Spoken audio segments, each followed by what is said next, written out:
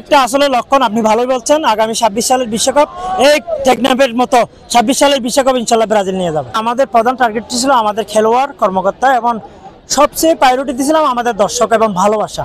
সেই দর্শক ভালোবাসা খেলোয়াড়দের সর্বোচ্চ ত্যাগ আমরা মাঠে পেয়েছি। আগামীতে ইনশাল্লাহ আগামীতে আমাদের সেমিফাইনাল ম্যাচ আছে, আমরা প্রত্যাশা করছি সেখানেও আমরা ফাইট করে বিজয়ী হয়ে চ্যাম্পিয়ন হওয়ার জন্য আমরা ফাইনালে লড়াই করব।